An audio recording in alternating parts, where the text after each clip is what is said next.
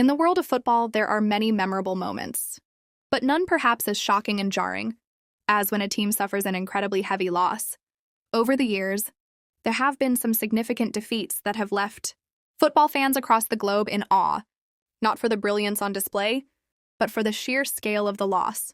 One of the most iconic and devastating results in the history of football occurred in the 2002 FIFA World Cup qualifiers when Australia faced American Samoa in a match that would go down in history for one of the most lopsided scores in international football.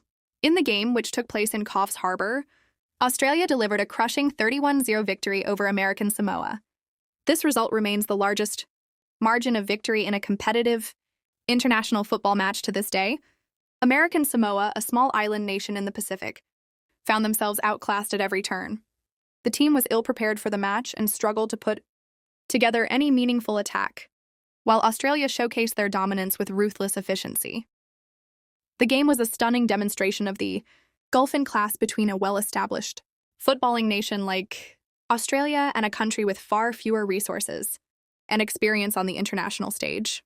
To understand why this match stands out in football history, it's important to look at the context.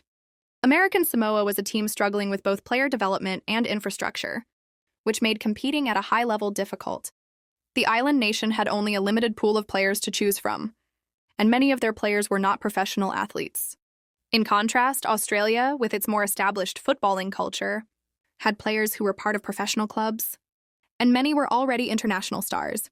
The disparity in skill, experience, and preparation was glaringly evident in the match. The defeat was devastating not only for American Samoa, but also for the global football community, as it highlighted the stark differences in football development between nations. The game became infamous and was discussed widely as a symbol of the challenges faced by smaller nations in international football. American Samoa's loss was not just about the scoreline, but also about the broader issues of inequality in the sport. Many observers questioned the structure of international qualifying tournaments and whether the system adequately accounted for the varying levels of development among the teams. Despite the overwhelming defeat, the players of American Samoa showed incredible resilience and sportsmanship. They faced an overwhelming opponent with limited resources, and while the match was a disaster from a competitive standpoint, it provided a crucial learning experience for the team.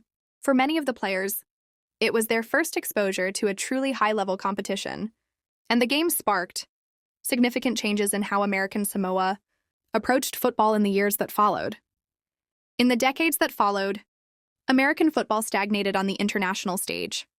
The United States did not qualify for the World Cup again until 1990, and even then, the team was quickly eliminated. The lack of consistent success on the international stage left the U.S. football community struggling to gain respect and recognition. For many years, football was considered a secondary sport in America, and the lack of success on the global stage only deepened this perception.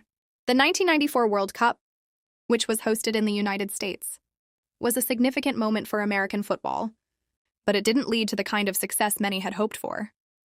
The U.S. team was eliminated in the round of 16, and while the tournament helped to raise the profile of football in the country, it did not translate into sustained success.